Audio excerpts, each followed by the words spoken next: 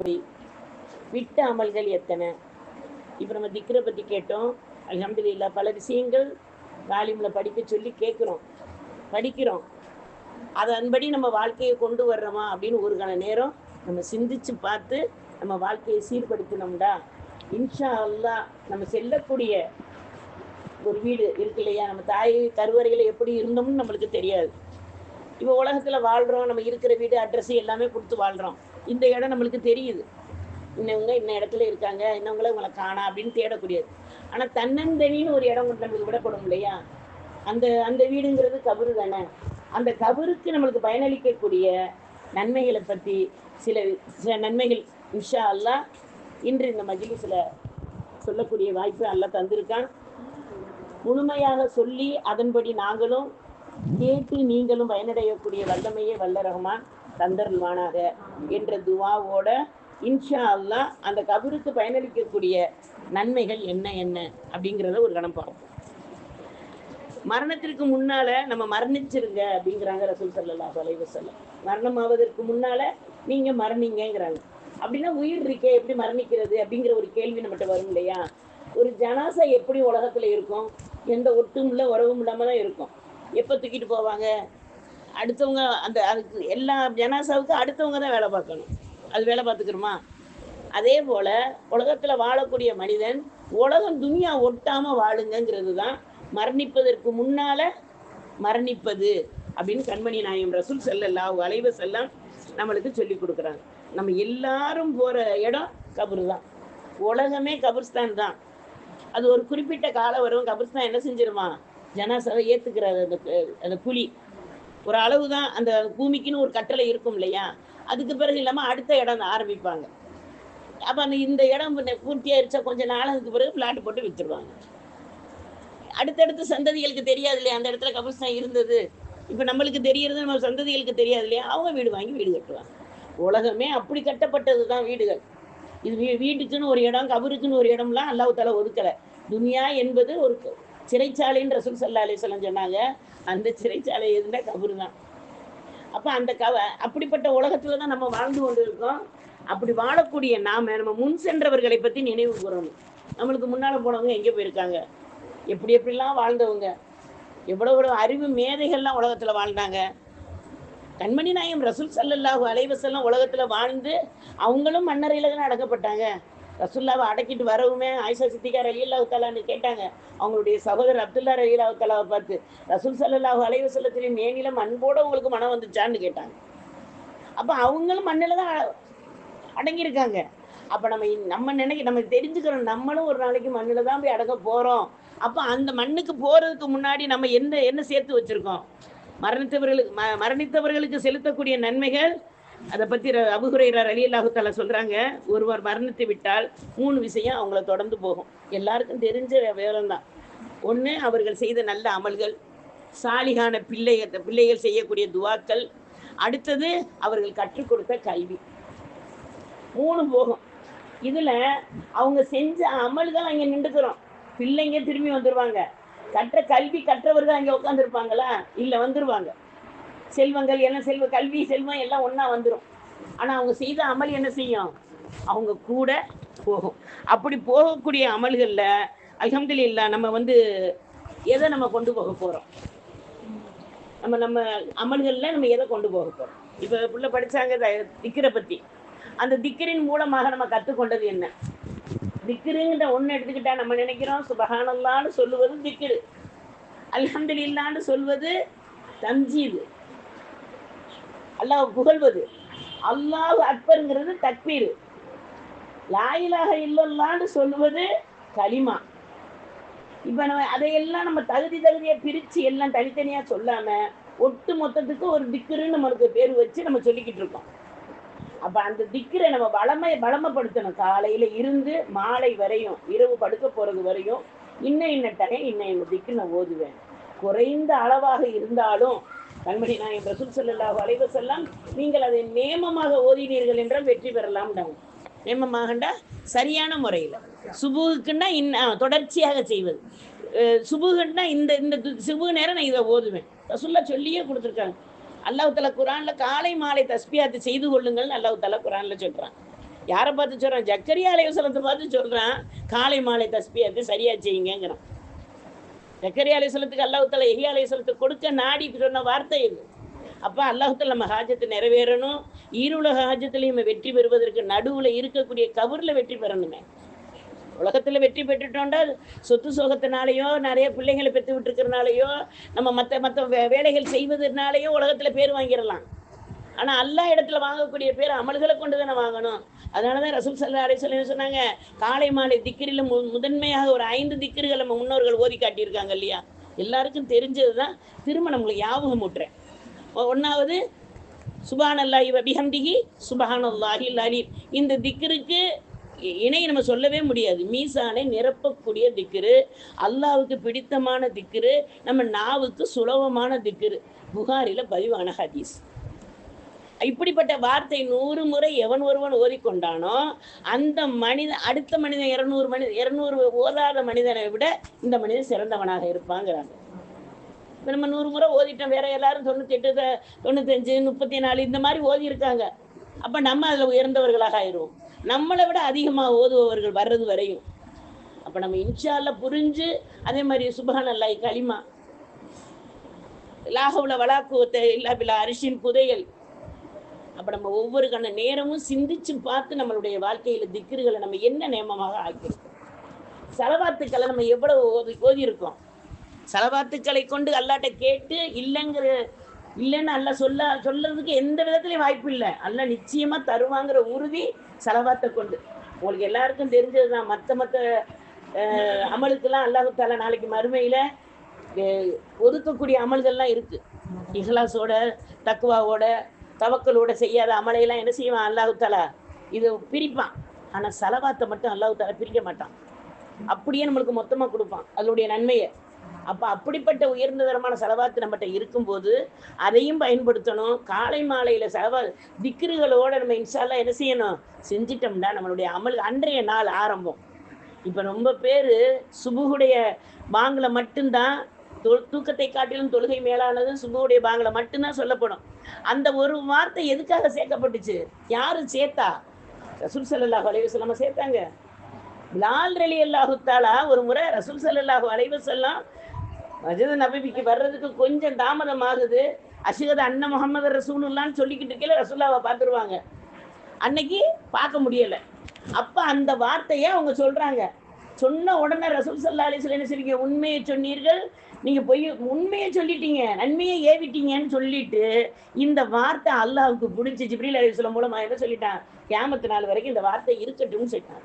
தனி ஒரு மனிதர் சொன்ன வார்த்தை தானே அமல். அந்த அமலின் உச்சம் ரசூல் ஸல்லல்லாஹு அலைஹி வஸல்லம் அமல்களில் எங்கேயுமே தடை போடவே இல்லை. தடை போட்டு இவ்வளவுதான் ஓதுங்க அப்படின்லாம் செய்யலை. ஆனால் அல்லாஹ் தஆலாவுடைய பாதுகாப்பில் அவன் கொடுத்த அந்த நியமத்தில் இருந்து எண்ணிக்கைகளை நம்ம ரசூல் ஸல்லல்லாஹு அலைஹி வஸல்லம் சொல்லியிருக்காங்க. நம்ம எண்ணிக்கை வச்சு ஓதுவது அது எந்த விதத்திலையும் விதத்தை ஆகாது. அதையும் நம்ம புரிஞ்சுக்கிறணும். இப்போ புள்ள படித்தாங்க இல்லையா தாலிமில் சத்தமிட்டு ஓதுவதை பற்றி.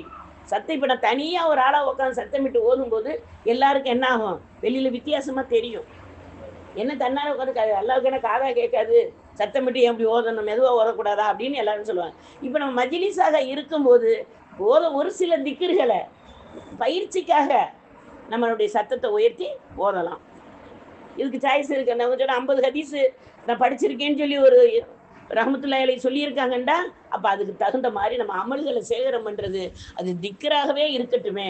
முதல் அமல் நம்மளுக்கு அமலை கொண்டு தான் அந்த கபர் அலங்கரிக்கப்படும். அமலை கபர் சொல்லுமா, நான் தனிமையின் வீடு, நான் மண்ணறையின் வீடு, புழுப்பூச்சிக்களின் வீடு, இருட்டான வீடு, நீ எதை கொண்டு வந்திருக்கேன்னு கேட்குமா. அப்போ அல்லாஹ் தஆலா நம்மளுக்கு அல்லாஹ் தஆலா தரக்கூடிய பாக்கியத்தில் நம்ம நாளுக்குள்ள நம்ம அல்லாஹ் தஆலா ஆயில் கொடுத்துருக்கான். நம்ம நினைக்கிறோம் நம்ம கடமையை நிறைவேற்ற ஆயில கொடுத்துருக்கான்னு சொல்லுவோம். இன்னும் கொஞ்சம் காலம் இருந்தால் என் பிள்ளைகளுக்கு உதவியாக இருக்கேன்னு சொல்லுவோம். யாராவது மறந்துச்சுட்டா சொல்லுவோம், இன்னும் கொஞ்சம் காலம் இருந்தால் பிரயோஜனமாக இருந்திருக்குமேம்போம். இவ்வளவு நாள் வாழ்ந்துட்டு பேரம்பேத்தை கல்யாணம் பார்க்கலையேம்போம். இதுக்கெல்லாம் அல்ல நம்மளை வாழ வைக்கலை. அவனை வணங்குறதுக்கும் அவனை திக்ரு செய்கிறதுக்கும் மனது படைச்சிட்டான். அந்த படைப்போடு நம்மளுக்கு இத்தனை சலுகைகளையும் நம்மளுக்கு கொடுத்துக்கிட்டு இருக்கான். அப்போ நம்ம கபருக்கு பலன் தரக்கூடிய அமல்களை அதிகமாக செய்யக்கூடியவர்களாக இருந்துட்டோம்டா இன்ஷா அல்லாஹ் கபர் நம்மளை என்ன செய்யும்? பயனளிக்கக்கூடிய கபராக நம்மளுக்கு ஆயிரும். ஏன்னா நம்ம கபரில் வச்சதுக்கு பிறகு நம்ம கல்வியுடைய தாக்கம் இருக்கணும். ஏன்னா முன்கர் நக்கீர் அலைஹிஸ்ஸலாம் கேள்வி கேட்பாங்களே, உன்னுடைய ரப்பு யாரு? உன்னுடைய மார்க்கம் எது? உன்னோட ரப்பு யாருன்னா எல்லாருமே ரப்பு அல்லாஹ் தான். எல்லாருக்குமே ரப்பு அல்லாஹ் தான். எல்லாரும் சொல்லிடலாம். உன் மார்க்கம் எது? நான் இஸ்லாத்துல தான் இருந்தேன்னு சொல்றது அதையும் ஈஸியா சொல்லிடலாம். உன்னுடைய வழிகாட்டி யாரு? உன்னுடைய ரசூல் யாருன்னு கேட்கும்போது ரசூல் ஸல்லல்லாஹு அலைஹி வஸல்லத்துடைய நடைமுறை நம்மள்ட்ட இருந்தா தானே என்னுடைய ரசூல் முகமது நபி ஸல்லல்லாஹு அலைஹி வஸல்லம் நம்ம சொல்ல வாய் வரும். உன்னுடைய வேதம் எதுன்னு கேட்கும்போது என்னுடைய வேதத்தை நான் ஓதி இருந்தா தானே என்னுடைய வேதம் அருமறை திருமறைன்னு நான் சொல்ல முடியும். இந்த ஷோகேஸில் வாங்கி நம்ம குரான் அடுக்கி வைக்கிறதுக்காக நம்மளுக்கு குரான் நல்லா இறக்கணும். எத்தனை வீட்டில் ஓதப்படாத குரான்கள் எத்தனை இருக்கு? ஒரு வீட்டில் ஒரு குரான் இருப்பது 2 பேர் இருக்கமா 2 குரான், ஒரு குரானே போதுமானது. வீட்டில் நம்ம எத்தனை வாங்கி வச்சிருக்கோம் அத்தனை குரான்களும் என்ன செய்யும்? ஓதப்படாத குரான் என்னமா பண்ணும்? நல்லா பாதுகாக்கணும் இல்லையா? குரான் பத்துவா பண்ணால் நம்ம நிலைமை என்னன்னு இருக்கும்? நம்ம எண்ணிக்கைக்கு குரான், என் வீட்டில் 5 குரான் இருக்கு, தேவையில்லை. 5 குரான் ஓதப்படுதா அல்ஹம்துலில்லாஹ். நான் இன்னைக்கு ஒரு நாள் குரான் ஓடுவேன், அந்த குரான் ஒரு நாள் ஓடுவேன், அந்த குரான் ஓடுவேன் அப்படியே நம்ம வச்சு பெருமைக்கு நம்ம இது பண்ண முடியாது. நம்மளுக்கு நம்ம ஓதக்கூடிய ஒரு எழுத்துக்கு கூட அல்லாஹ் தஆலா நம்மளுக்கு பலன் கொடுக்காம போக மாட்டான். அல்லாஹ் கண்டிப்பா கொடுப்பான். அப்படிப்பட்ட அருள்முறையை நம்ம இன்ஷா அல்லாஹ் கபருக்கு கொண்டு செல்லக்கூடிய பாக்கியத்தை அல்லாஹ் தஆலா தரணும் இல்லையா? ஒரு பெரிய இமாம், அவங்க பேர் இப்போ எனக்கு ஞாபகத்துக்கு வரல, அவங்க சொல்றாங்க, தன்னுடைய மகனை கூப்பிட்டு சொல்றாங்க, ரசூல் ஸல்லல்லாஹு அலைஹி வஸல்லம் சொல்லியிருக்காங்க 60க்கும் 70க்கும் நடுவில் தான் என்னுடைய உம்மத்துடைய வாழ்க்கைன்னு சொல்லிட்டாங்க. மகனே, என்னுடைய வயது 70 தாண்டிருச்சு, இனிமேல் நான் வாழ்கிற வாழ்க்கை போனஸ் வாழ்க்கை தான், இனிமேல் எனக்கு போனஸ் வாழ்க்கை தான். அதனால நான் 3 நாளைக்கு ஒரு குரான் ஓத போகிறேன். என்னுடைய போனஸ் வாழ்க்கையில் என்ன சொல்கிறாங்க? நான் ஆயில் இருந்து நான் என்ன செய்கிறேங்கிற எல்லாம் செக் பண்ணுறதுக்கு எனக்கு ஆயில கொடுத்துருக்கான். நான் என்ன செய்ய போகிறேன்? அதை நான் குரானை ஓதி நான் சேகரிக்க போகிறேன். எனக்கு அதுக்குள்ள வழிமுறை செய்யுங்க. தன் இயலாத நேரத்தில் தன்னுடைய மகனை கூப்பிட்டு சொல்கிறாங்க. இன்றைக்கி நம்மெல்லாம் என்ன விதத்தில் நம்ம எப்படி அமல்களை சேர்க்கக்கூடியவர்களாக இருக்கோங்கிறத ஒரு கண நேரம் சிந்திச்சு பார்ப்போம். பிறை 1 அன்னைக்கு ஒரு குரான் ஆரம்பித்தோம்டா பிறை 30 அன்னைக்கு நம்மளுக்கு என்ன செய்யலாம்? ஒரு குரான் அல்ஹம்துலில்லாஹ் நிறைவு செய்யலாம் இல்லையா? எத்தனை பேர்கிட்ட அந்த பழக்கங்கள் வருது? அந்த அப்போ உள்ளவங்களாம் பெரியவங்கள்லாம் என்னைக்கு என்ன பிறங்கவும் டக்குன்னு பிறையை கணக்கு சொல்லுவாங்க. இன்னைக்கு என்னன்னு கேட்டால், நான் இந்த ஜுசு ஓதியிருக்கேன், இந்த ஜுசு ஓதி நான் தகஜத்து தொழுதேன் அப்படி சொன்ன இறைநேசர்கள் வாழ்ந்த பூமி தானே. இன்னைக்கு நம்மள்ட்ட அதெல்லாம் இருக்கா அப்படிங்கிற சிந்திச்சு பார்த்து கபருக்கு பயனளிக்கக்கூடிய அந்த அமலை நம்ம சரிவர செய்யக்கூடியவர்களாக வல்ல ரஹ்மான் ஆக்கி அருள்வானாக. அடுத்தது 2வது, அதாவது கபரில் பயனளிக்கக்கூடிய 2வது விஷயம், இஸ்லாத்தில் நடைமுறையை உருவாக்கியவர்களை நன்மை வந்துக்கிட்டே இருக்கும். அதாவது இஸ்லாத்தில் ஒரு நன்மையை உருவாக்கி வச்சவங்களுக்கு நன்மை வந்துக்கிட்டே இருக்கும். அது அந்த என்ன நன்மை? சுண்ணத்துக்களை நம்ம விடாமல் செய்யக்கூடியவர்களாக இருக்கணும்.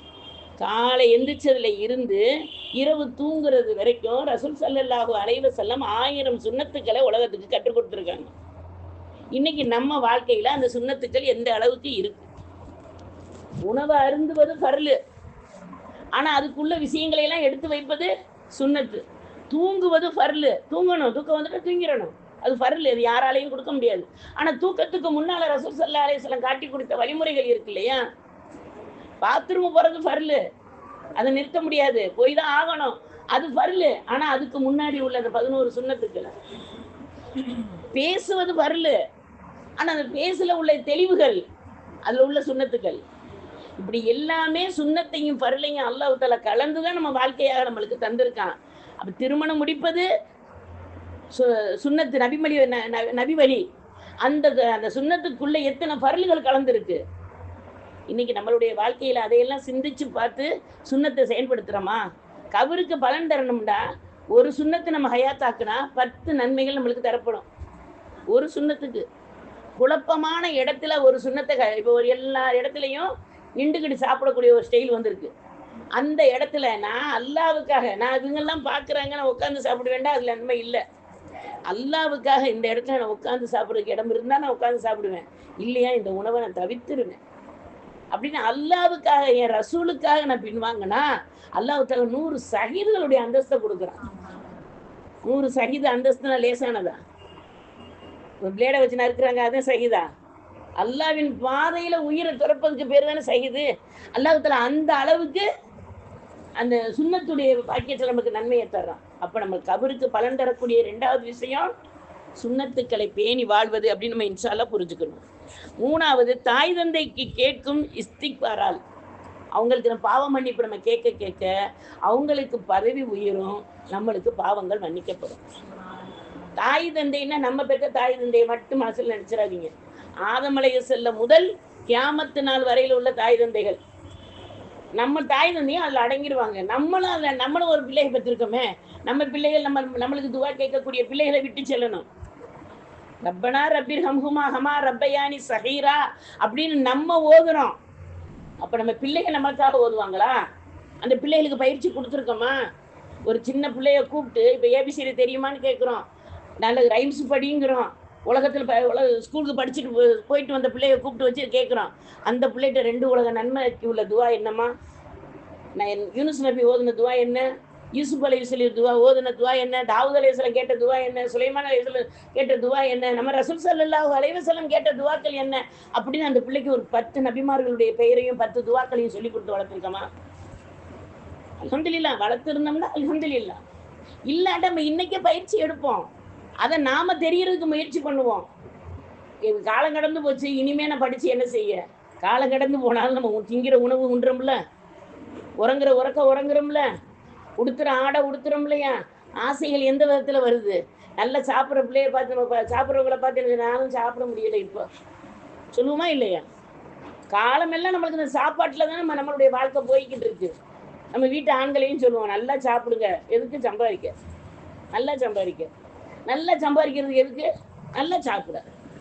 இந்த 2ல தான் நம்மளுடைய குறிக்கோள்கள் போய்கிட்டு இருக்கு. இது வந்து நம்ம சிந்திச்சு பார்த்தோம்னா தெரியும். அந்த உணவை கொண்டு நம்ம என்ன அமல் செஞ்சிருக்கோம், அந்த உணவை கொண்டு நம்மளுடைய ஆண் மக்களுக்கு என்ன நன்மையை ஏவி இருக்கோம். சுண்ணத்தான வாழ்வுங்கிறது லேசானது கிடையாது. அப்ப அந்த அதாவது முதல்ல உள்ள கபருக்கு கொண்டு போகக்கூடிய அமல் உள்ள பரலையும் நிறைவேற்றி, சுண்ணத்தான வழிமுறைகளையும் நிறைவேற்றி, தாய் தந்தைகளுக்கு துவா கேட்கக்கூடிய பிள்ளைகளாக நம்ம பிள்ளைகளை ஆக்கணும். நம்மகிட்ட அந்த பழக்கமும் வரணும். இப்ப முன்னோர்களை பத்தி பேசுற வீடுகள் ரொம்ப குறைஞ்சு போச்சு.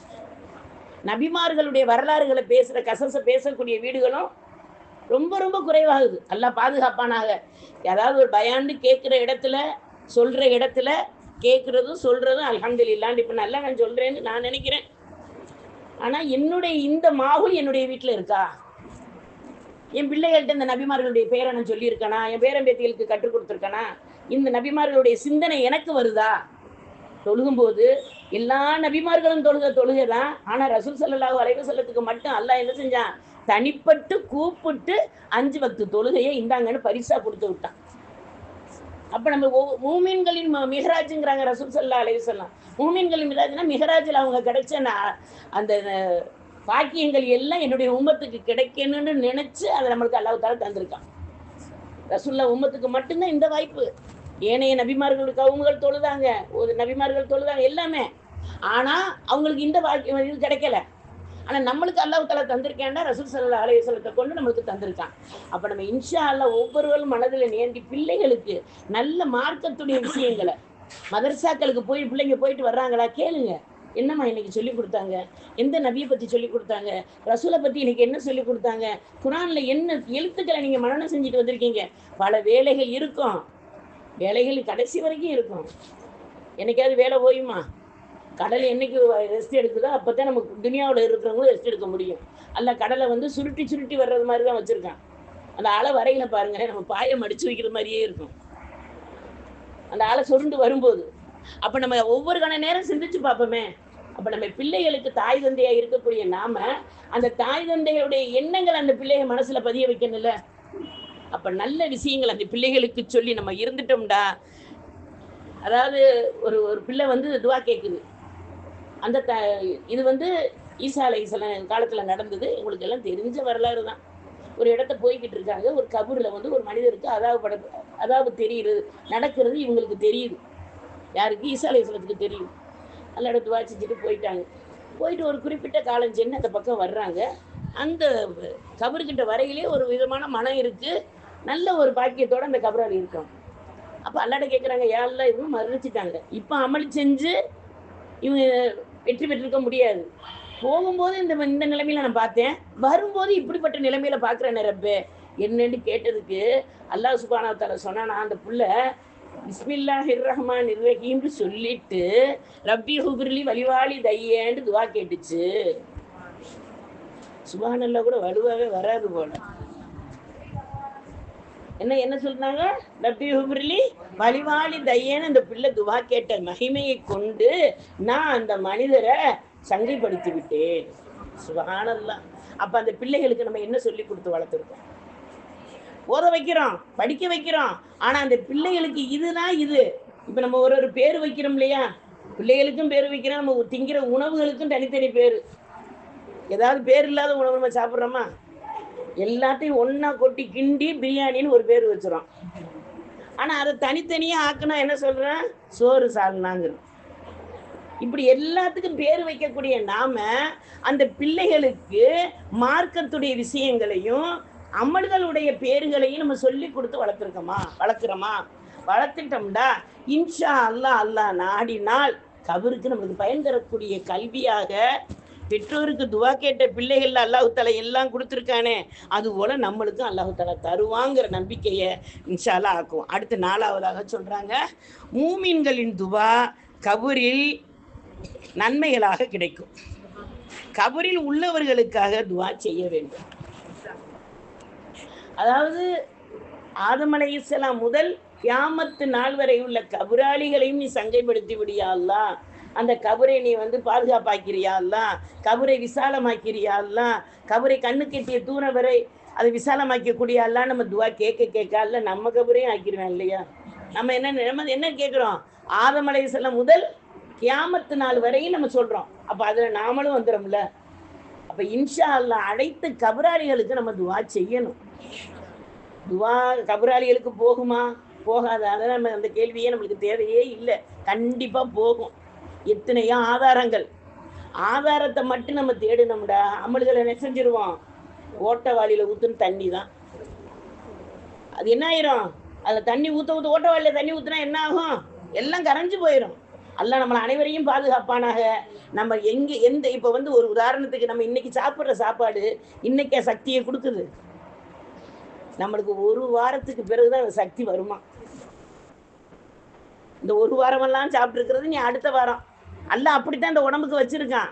நம்ம நினைக்கிறோம் நம்ம தண்ணி குடிச்சோம், இப்ப அந்த தண்ணி காஞ்ச இடத்துல போய் நம்மளுக்கு பயன்பட வைக்குது. இன்னைக்கு ஒரு விவசாயத்துல ஒன்று நடுறோம், நட்ட உடனே என்ன ஆகுது? பயிர் உடனே முளைச்சு வந்துருதா? அது பூமி வாங்கி வச்சுதான் வருது. அதே போலதான் நம்ம உடம்புக்கு நம்ம போடுற தீனியும் என்ன நம்ம சாப்பிட்டாலும் அரைச்சு வெளியேற்றிரும். ஆனா அதுக்கு உள்ளதை பூரா என்ன செய்யும்? தாக்கி வச்சு எப்ப நம்மளுக்கு தேவையோ அப்ப நம்மளுக்கு கொடுக்கும். 14 மணி நேரம் தண்ணி குடிக்காம நோம்புல இருக்கும். கிட்டத்தட்ட 14 மணி நேரம் வச்சிருக்கோம்ல நோம்பு, தண்ணி குடிக்காம இருக்கும். எப்படி இருக்கும்? அல்லாஹ் எப்படி வாழ வச்சிருக்கான்? அதே மறுநாள் நோம்பை திறந்துடும், பெருனா வந்துருது. எவ்வளவு தண்ணி குடிக்கிறோம்? அந்த நோம்புங்கிற முத்திரையை எல்லாம் பதிச்சிட்டான்டா நம்ம குடிச்ச தண்ணிகளுக்கெல்லாம் வாய்ப்பை கொடுத்துறான். அப்ப அப்படி நம்மளுக்கு கொடுக்கக்கூடிய அந்த வாய்ப்புகளை நம்ம இன்ஷா அல்லாஹ் அதே மாதிரி நம்மளுடைய முன்னோர்களுக்காக நம்ம துவா கேட்கக்கூடியவர்களாக இருக்கணும். நம்மளுடைய வாழ்க்கையில எல்லா கபராளிகளுக்கும் நம்மளுடைய துவா நம்மளை கொண்டு போகணும். யாராவது ஒருத்த மரணிச்சுட்டாங்கண்டா மரணத்துல கிடைக்காத படிப்புனே வேற எதுலையும் கிடைக்காது. மரணத்துலதான் நமக்கு படிப்புனை. ஆனா மரணத்துல நம்ம படிப்புனை பாக்குறோமா? அல்லாஹ் தான் அறிஞ்சவன். அப்ப அந்த மரணித்தவர்களை போய் பார்க்கும்போது நம்ம என்ன செய்யறோம்? பார்க்குறோம், சும்மா போய் மௌனமா முகத்தை பார்ப்போம். அந்த இடத்துல அவங்களுக்காக துவா செய்யறோமா?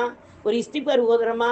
இதை கொண்டு அவங்களுக்கு நன்மையாக்கி கூட நம்ம கேட்குறோமா? எல்லாம் நம்மளுக்குள்ள நம்மள கேள்வி கேட்கணும். நம்ம கேட்டிருந்தா அல்ஹம்துலில்லாஹ், கேட்காட்டா நம்ம திருப்பி அதை இன்ஷா அல்லாஹ் பயன்படுத்துவோம். அப்ப நம்ம துவாக்களை அதிகமா செய்ய கபராளிகளுக்கு அல்லாஹு தஆலா வேதனைகள்ல இருந்து அல்லாஹ் பாதுகாப்பு கொடுப்பாங்கிறதுக்கு ஒரு சம்பவம். ஒரு மகன், தந்தையும் மகனும் போயிருக்காங்க. அது உம்ராண்டு இருக்கு, ஹஜ்ஜுன்னு இருக்கு, பயணம்னு இருக்கு. அதாவது படிக்க வரலாறு இல்லை. இப்ப போகும்போது என்ன செஞ்சுறாங்க? தந்தை மரணிச்சுட்டாங்க.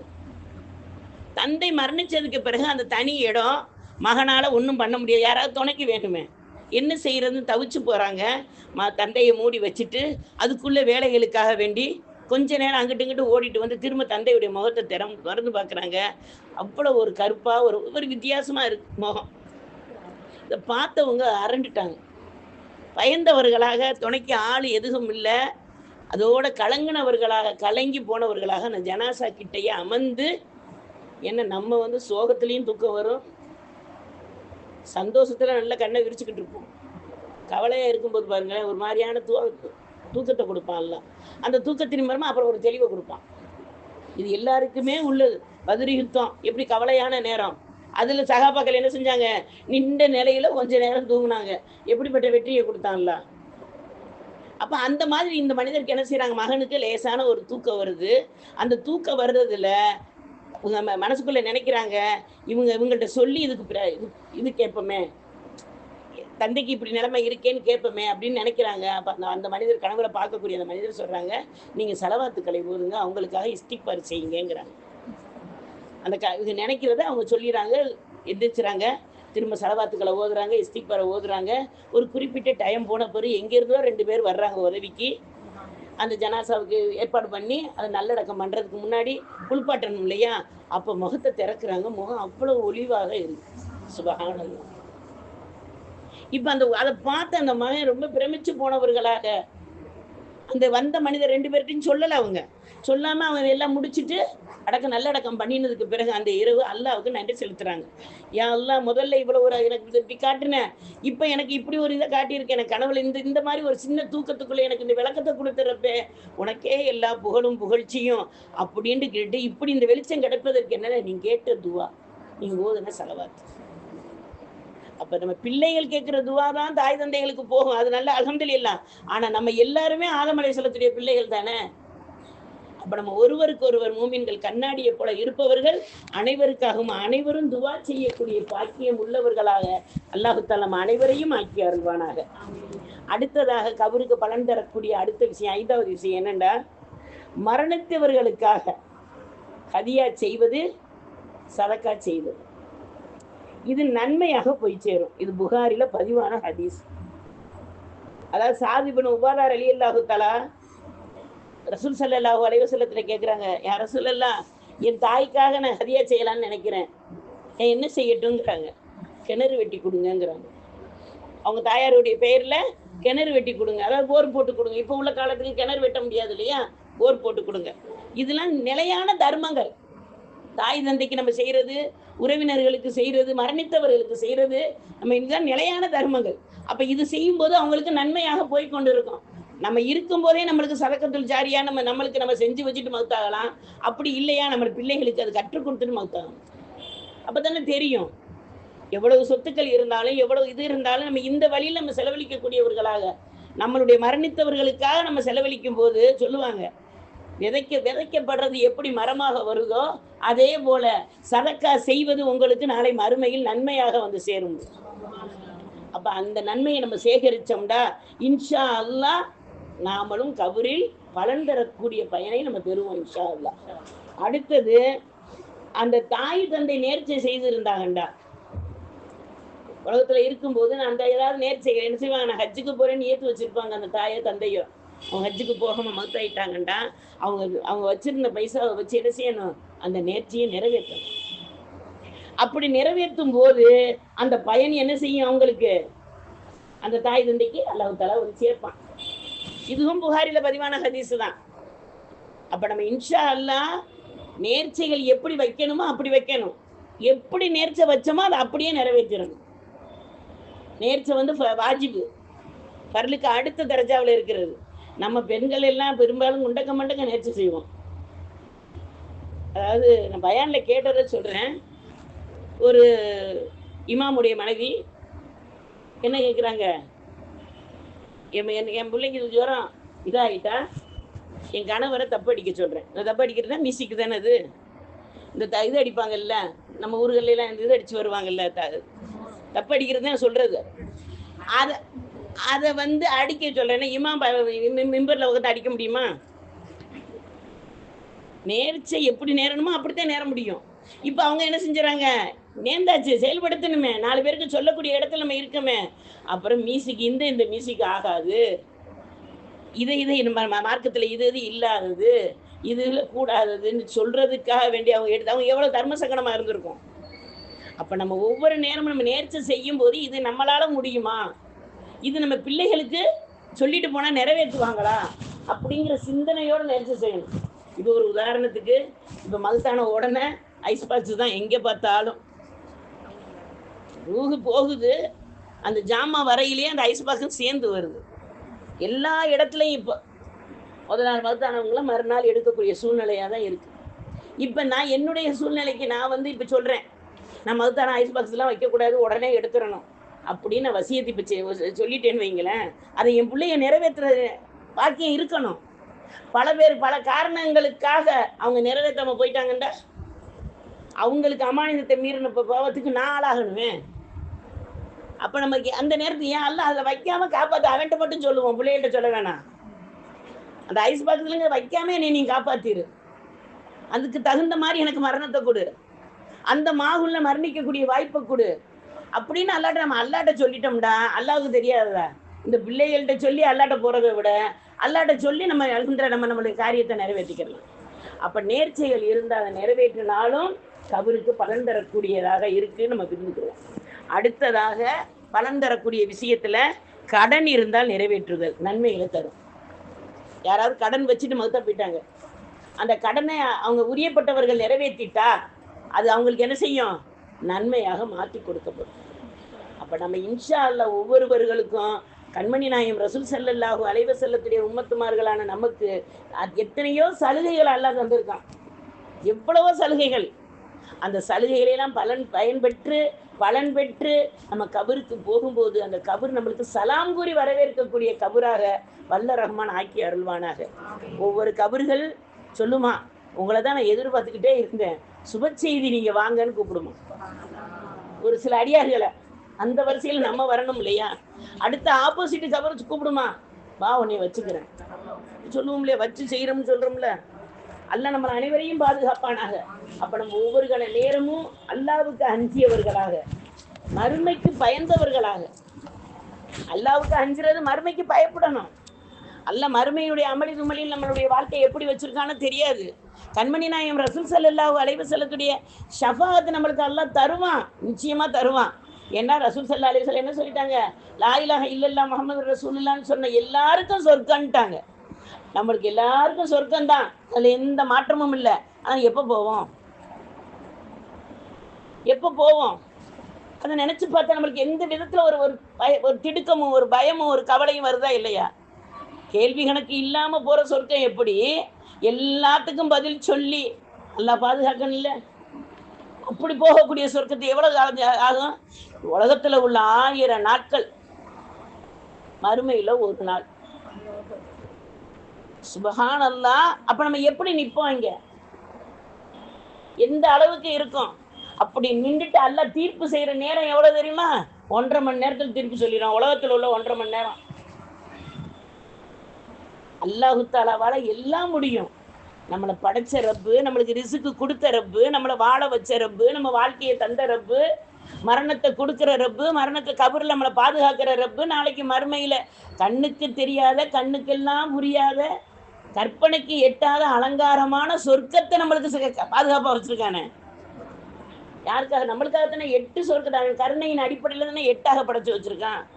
அப்போ உலகத்தில் நம்ம வாழும்போது மவுத்தை நம்பி, நம்மளுடைய கபரு இருக்கு அந்த வீட்டை நம்பி, மறுமையை நம்பி, நம்ம வாழ்க்கையில் நல்லதை பேசி தீயதை தவிர்த்து, பொய்யை விட்டு உண்மையை உரைத்து, பொய்யை நம்மகிட்ட இப்போ சர்வசாதாரணமா ரசூல் ஸல்லல்லாஹு அலைஹி வஸல்லம் 63 வருடங்களாக ஒரு பொய் கூட பேசினது இல்லை. ஆனால் அவங்க உம்மத்துமார்க நாம ஒரு நாள் பொய் பேசாமல் இருந்ததில்லை. இதுக்காக நம்ம வந்திருக்கோம் துனியாவுக்கு. நான் சும்மா சொன்னேன். எந்த வீட்லையும் எல்லா பிரச்சனைகளும் இருக்கத்தான் செய்யும். அதில் நம்ம நன்மை எது தீமை எதுன்னு பிரிக்கிறோம்ல. அல்ஹம்துலில்லாஹ். இந்த வரலாறை சொல்லி முடிச்சுறேன். மூசா அலைஹிஸ்ஸலாத்திட்ட மூசா அலைஹிஸ்ஸலாம் அல்லாஹ்ட்ட கேட்குறாங்க, யா அல்லாஹ், நீ தான் கருணை மிகுந்தவனாச்சு, இரக்கம் மிகுந்தவனாச்சு, நீ உன் படைப்பில் எதுக்கு சொர்க்கம் வேற நரகம் வேற? நீ தானே படைச்ச, எல்லாத்தையும் ஒன்றா சொர்க்கத்துக்கு அனுப்பிட வேண்டியதானே, எதுக்கு நீ தனித்தனியாக படைச்சி வச்சுருக்க அப்படின்னு மூசா அலைஹிஸ்ஸலாம் அல்லாஹ்ட்ட கேட்குறாங்க. அப்போ அல்லாஹ் என்ன செஞ்சான்? சில தானியங்களை கொடுத்து விவசாயம் செய்யுங்கன்ட்டான். இப்போ நம்மகிட்ட பதில் கேள்வி கேட்போம். நான் கேட்ட இப்போ கேள்வி என்ன, நீ தர்ற வேலை என்னண்டு. ஆனால் மூசா அலைஹிஸ்ஸலாம் என்ன செஞ்சாங்க? அந்த தானியங்களை கொண்டு பயிர் செஞ்சாங்க. விவசாயம் விளைஞ்சிருச்சு. விளைஞ்சதுக்கு பிறகு என்ன செஞ்சாங்க? அறுவடை பண்ணினாங்க, வீட்டுக்கு கொண்டு வந்துட்டாங்க. இப்போ அல்லாஹ் கேட்குறான், மூசாவே, விவசாயம் செஞ்சீங்களே, என்ன செஞ்சீங்க? ஏன் எல்லாம் நான் தானியங்களை நல்ல தானியங்களை பூரா வீட்டுக்கு கொண்டு வந்துட்டேன், சேஃப்டியாக வச்சுட்டேன். மற்றதையெல்லாம் என்ன செஞ்சீங்க, அது பதர்களையெல்லாம் கீழே போட்டுட்டேன், சக்கையெல்லாம் போட்டுட்டேன், வைக்கலையெல்லாம் மாட்டுக்கு போட்டுட்டேன். அந்த அந்த விவசாயத்தில் உள்ள அத்தனை விஷயத்தையும் தனித்தனியாக சொல்கிறாங்க. இப்போ தான் எல்லாம் சொல்கிறாங்க, இதே போல தான் என்னுடைய படைப்புகளில் நான் நல்ல கேட்ட கேள்விக்கு பதில் சொல்கிறான்ல, என்னுடைய படைப்புகளில் நான் நல்லவர்களாக தேர்ந்தெடுப்பேன், அவங்களுக்கு தரஜாவை உயர்த்துவேன், அடுத்தடுத்து உள்ள தரஜாக்களை அடுத்தடுத்து கொடுப்பேன். எனக்கு ரொம்பவே இதாக இல்லாதவங்களை என்ன செய்வேன், எல்லாம் பாதுகாக்கணும். இல்லை, நம்ம ரசூல் ஸல்லல்லாஹு அலைஹி வஸல்லம் உம்மத்துங்கிற ஒரே காரணத்துக்காக தான் அல்லாஹு தஆலா நமக்கு இவ்வளவு சலுகைகளை கொடுத்துக்கிட்டு இருக்கான். 1,24,000 நபிமார்களுடைய கவுமுகளும் பட்ட இன்பங்களை பூரா எல்லாம் நம்மளுக்கு கொடுத்துக்கிட்டு இருக்கான். அவங்க அனுபவிச்ச இன்பங்களை பூரா நம்ம அனுபவிச்சுக்கிட்டு இருக்கோம். ரசூல் ஸல்லல்லாஹு அலைஹி வஸல்லம் என்ன உணவு உண்டாங்க, எந்த படுக்கையில் படுத்தாங்க, ஏசியில் இருந்தாங்களா, தேன் காற்று வாங்கினாங்களா, அவங்களுடைய வாழ்ந்த வாழ்க்கையெல்லாம் எப்படிப்பட்ட வாழ்க்கை, அந்த வாழ்க்கையில் அத்தனை இன்பத்தையும் அவங்க கண்டாங்க. நம்மளுக்கு அல்ஹம்துலில்லாஹ் அந்த பொறுமையும் அந்த சகிப்புத்தன்மையும் சகாபாக்கள் செய்த தியாகமும் இன்னைக்கு நம்மளை சொகுசான முறையில் வாழ வச்சிருக்கு. எந்தெந்த விதத்தில் நம்ம சொகுசு அனுபவிச்சுக்கிட்டு இருக்கோம், நல்லா யோசனை ஒண்ணுங்க. எந்தெந்த விஷயத்தில் தீமைக்கும் சொகுசு இருக்கு, நன்மைக்கும் சொகுசு இருக்கு. ஆனால் நன்மையினுடைய சொகுசு அனுபவிக்கிறதுக்கு ரொம்ப ரொம்ப லேட் ஆகுது. தீமை என்ன செஞ்சிடும், அல்லாஹ் பாதுகாக்கணும்ல. அப்போ இன்ஷா அல்லாஹ் ஒவ்வொருவர்களும் மனசில் பதிய வைப்போம். நன்மை எது தீமை எதுன்னு ஆராய்ச்சி பண்ணக்கூடிய அறிவு அல்லாஹ் நம்மளுக்கு தந்திருக்கான். கண்மணி நாயகம் ரசூல் ஸல்லல்லாஹு அலைஹி வஸல்லத்துடைய சுன்னத்தையும் அருள்மறை திருமறையான குர்ஆன்ல உள்ள ஃபர்லையும் அல்லாஹு தஆலா நம்மளுக்கு காட்டியிருக்கான். நம்மளை நல்லோர்கள் தீயோர்கள் சுட்டி காட்டக்கூடிய உறவுகளையும் அல்லாஹ் தந்திருக்கான். செய்கிறது தப்பு, நீ செய்கிறது ரைட்டுன்னு சொல்லக்கூடிய நண்பர்கள் நம்மளுக்கு வேணும். அல்லாவே என்ன சொன்னா, உங்களுடைய தோழர்கள்ட்ட மசூரா பண்ணுங்கண்டா. அப்போ அப்படிப்பட்ட இந்த வாழ்க்கையில் நம்ம இன்ஷா அல்லாஹ் கபருக்கு பலன் தரக்கூடிய வாழ்க்கையை வாழ்ந்து அல்லாவின் பொருத்தத்தையும் ரசூலின் முஹப்பத்தையும் பெறக்கூடிய நல்ல அடியார்களாக வல்ல ரஹ்மான் ஆக்கி அருள் புரிவானாக. கண்மணி நாயகம் ரசூல் ஸல்லல்லாஹு அலைஹி வஸல்லம் அவர்கள் பெயரில் அதிகமாக கோடிக்கணக்கான ஸலவாத்துக்களை ஓதி பொருத்தத்தை பெறுவோமாக. ஷஃபாஅத்தை அல்லாஹு தஆலா நமக்கு தந்தருள்வானாக. வாஹிர் தஹ்வானா அல்ஹம்துலில்லாஹி ரப்பில் ஆலமீன். அல்லாஹும்ம ஸல்லி அலா சய்யிதினா முஹம்மதின் வ அலா ஆலி சய்யிதினா முஹம்மதின் வ பாரிக் வ ஸல்லிம் அலை. சுப்ஹானல்லாஹி வ பிஹம்திஹி சுப்ஹானக அல்லாஹும்ம பிஹம்திக நஷ்ஹது அல்லா இலாஹ இல்லா அன்த வ நஸ்தக்ஃபிருக வ நதூபு இலைக். சுப்ஹான ரப்பிக ரப்பில் இஸ்ஸத்தி அம்மா யசிஃபூன் வ ஸலாமுன் அலல் முர்ஸலீன் வல்ஹம்துலில்லாஹி ரப்பில் ஆலமீன். برحمتك يا أرحم الراحمين والحمد لله رب العالمين. صلى الله على محمد صلى الله عليه وسلم محمد صلى الله